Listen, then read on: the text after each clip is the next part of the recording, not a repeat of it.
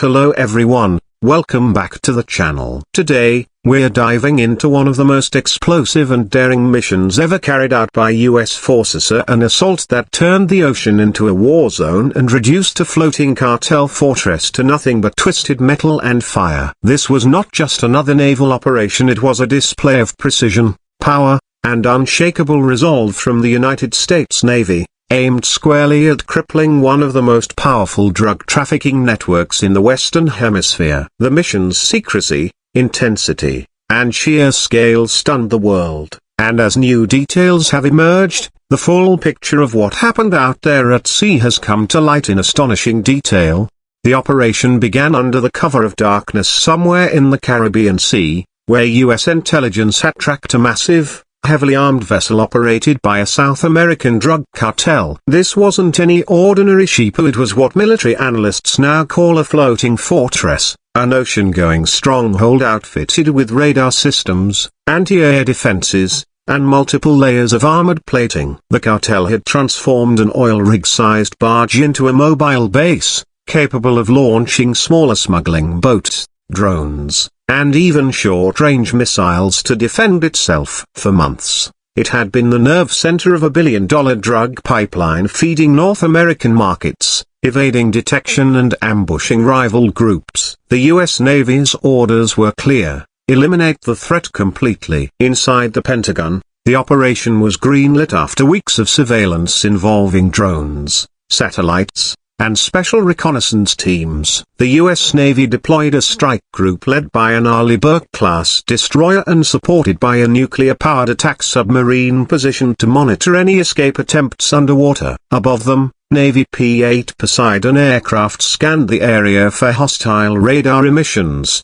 while elite SEAL teams prepared for potential boarding or extraction operations if intelligence assets were found on board. Everything was designed for one go: swift and total annihilation. The interior of the cartel fortress, according to captured schematics and recovered drone footage, was unlike anything seen in modern smuggling operations. Narrow corridors were reinforced with steel plating, storage areas were stacked with cocaine and weapons, and the command deck featured encrypted communications gear imported from rogue states. Dozens of cartel gunmen patrolled the decks, armed with heavy machine guns and RPGs.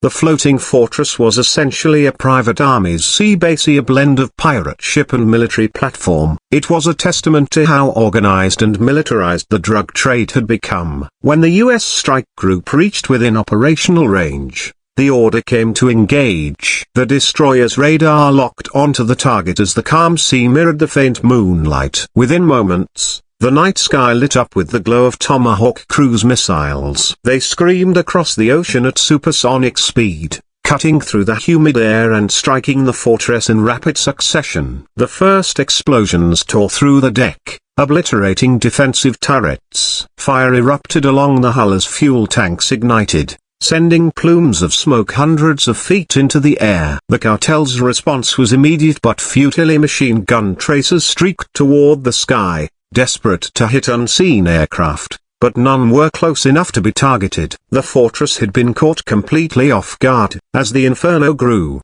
Navy drones hovered silently overhead, transmitting live feeds back to command centers. The cartel's encrypted transmissions went dead within minutes as their communications array melted under the barrage. Then came the second wave, a coordinated strike from the submarine below. Torpedoes launched silently through the deep, slicing toward the crippled fortress with pinpoint accuracy. When they hit, the explosion was cataclysmic. The lower decks buckled and water rushed in as the massive structure began to list and sink.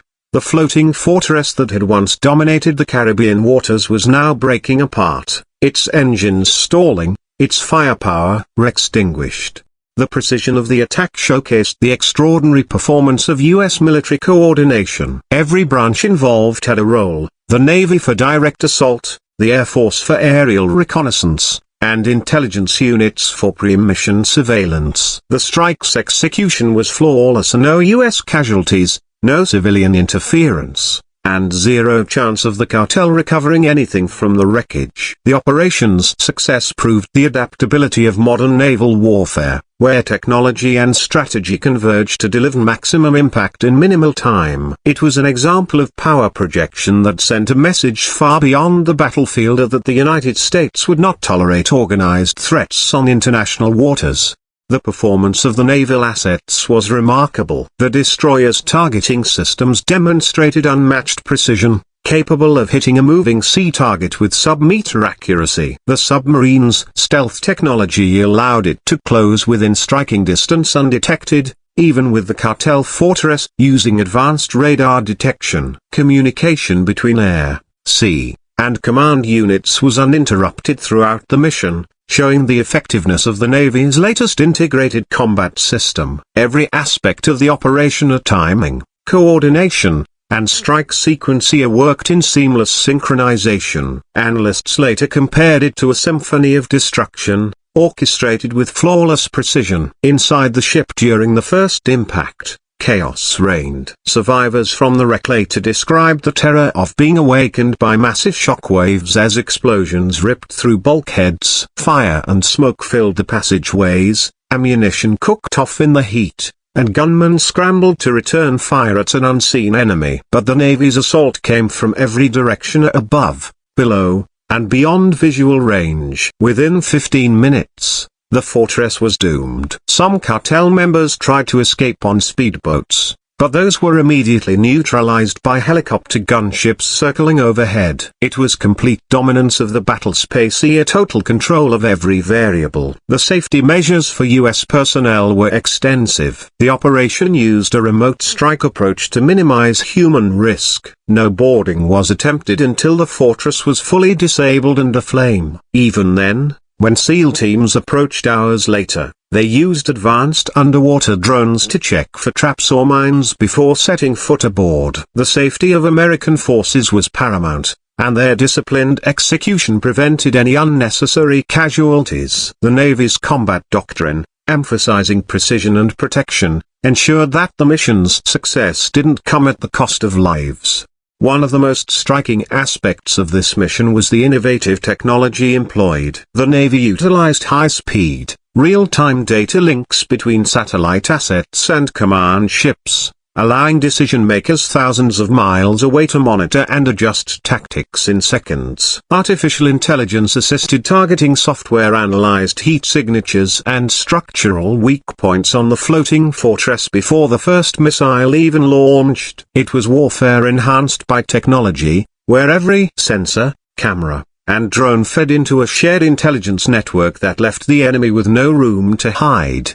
The unique selling points of this operation lie not only in its military achievement but in the broader message it sent to global criminal organizations. It proved that no matter how vast the ocean or how fortified a hideout might seem, the reach of the U.S. Navy is absolute. The strike demonstrated a new kind of deterrence, swift, surgical, and undeniable. It was also a wake-up call for cartels who believed the sea offered them a shield against law enforcement. The destruction of the floating fortress showed that the Navy can adapt to unconventional threats, treating a cartel base with the same seriousness as a hostile military outpost. This blending of counter-narcotics and naval warfare tactics represents a new era of global maritime security. As details spread through intelligence circles, allies around the world took notice. Nations facing similar challenges, pirate strongholds, maritime smuggling, and rogue state-supported trafficking, began studying the operation as a case study in modern naval counterterrorism. The operation's structure combined traditional strike force power with modern surveillance and precision engagement. It also reaffirmed the importance of sea control in maintaining national and global stability. The seas, once viewed as highways for smuggling and covert trade, have once again become the proving grounds for technological and strategic supremacy. In terms of cost and investment, the mission reflected both the immense resources and the efficiency of the U.S. military machine. Each Tomahawk missile fired costs over $1 million, yet the total operations price tag was a fraction of what the cartel's destruction would save in preventing drug imports, violence, and corruption. The economic impact of dismantling such a floating base is massive. It disrupted an entire chain of smuggling routes and crippled a syndicate's operations across Central and South America. For the US government, the mission was not just about military success, it was an investment in regional security and stability. When dawn broke the next morning, smoke still rose from the horizon where the fortress once stood. Navy recovery vessels moved in to collect debris, samples, and any evidence that could lead to the cartel's remaining networks. Underwater drones scanned the seafloor for wreckage, while divers confirmed the total destruction of the structure. What remained was a smoldering graveyard of twisted metal, oil slicks, and silence, a visual testament to American firepower. The mission's after-action reports described the fortress as fully neutralized with zero survivability for combatants. The ocean had reclaimed what the cartel tried to dominate. As footage of the strike leaked online, public reaction was instant and intense. Many hailed the operation as a bold step in the global war on drugs, praising the precision and restraint shown by the Navy. Others debated the legality of striking a non-state target in international waters, but the overwhelming sentiment favored decisive action. The destruction of a multi-billion-dollar cartel base without a single U.S. casualty was unprecedented and reaffirmed faith in America's ability to deliver justice far beyond its borders. Within days, intelligence agencies confirmed that several major figures in the cartel were either missing or presumed dead. Communications between allied criminal groups collapsed as panic spread through their networks. Ports and coastal towns that once thrived on illicit trade suddenly found themselves without leadership or resources. The ripple effects were felt across continents. For years, this fortress had been a symbol of impunity. Now, it was nothing but a cautionary tale. What made this event so unique was the combination of old-school naval dominance with cutting-edge warfare technology. The same principles that guided naval battles a century ago: surprise, superiority, and precision had been reborn through advanced missile systems, AI-driven intelligence, and global surveillance. It wasn't just about who had the most firepower, but who could use it the smartest. The U.S. Navy's ability to integrate every element from submarines to satellites made the difference. It transformed what could have been a prolonged battle into a decisive,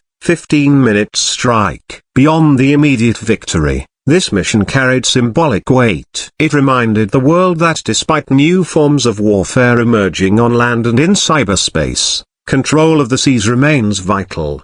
The floating fortress represented a threat to maritime freedom, a criminal empire floating unchecked. Its destruction reaffirmed the Navy's commitment to keeping international waters free from tyranny, whether the tyranny comes from nations or cartels. It was a message written in fire across the horizon: the ocean belongs to no one but those who respect its laws. The Navy's leadership called it one of the cleanest and most efficient operations in modern history. Analysts from the Defense Department highlighted the blend of deterrence and precision as a blueprint for future missions. No prolonged engagements, no collateral damage, just overwhelming, targeted force. The operation also served as a live test of new missile guidance systems, stealth drones, and undersea warfare coordination, each performing beyond expectations. It was both a victory and a technological milestone. When we talk about the price of security, operations like this define it. The cost of maintaining such readiness is high, but the price of inaction would be far greater. Every ton of narcotics destroyed means fewer lives ruined, fewer cities destabilized, and fewer communities torn apart by the ripple effects of the drug trade. The annihilation of the cartel's floating fortress was more than a military victory, it was a humanitarian one. It disrupted criminal supply chains that stretched across oceans and continents. It proved that the reach of justice is not confined by borders or by water. In the aftermath, U.S. officials released limited footage of the strike to the public. It showed streaks of light crossing the sky, explosions lighting up the night, and finally, a massive fireball as the fortress disappeared beneath the waves. The footage went viral, inspiring a wave of patriotic pride and awe. For many Americans, it was a reminder of the Navy's enduring strength and its role as the ultimate guardian of the seas. The mission's success also sparked renewed interest in bolstering naval budgets and developing next-generation sea defense technologies. As time passed, the story of the Cartel's floating fortress became the stuff of legend among sailors and strategists alike. It was a tale of precision, courage, and unyielding commitment to justice. The U.S. Navy had proven that it could adapt to any enemy, whether on land, in the air, or in the vast, unpredictable waters of the open ocean. The operation will be remembered not only for its destruction but for its message, that wherever lawlessness rises, there will be an answer, swift and unstoppable. In conclusion, the annihilation of the Cartel's floating fortress stands as one of the most remarkable examples of modern military efficiency and global justice. It demonstrated how technology, intelligence, and determination can merge to deliver outcomes once thought impossible. The U.S. forces not only destroyed a massive criminal operation but also redefined how the world views naval warfare in the 21st century. This was more than a battle, it was a statement, a testament to what happens when power is used with precision and purpose. And as the smoke cleared and the waves closed over the wreck, one truth remained unshaken: the U.S. Navy's dominance at sea is not just unmatched, it is unchallengeable.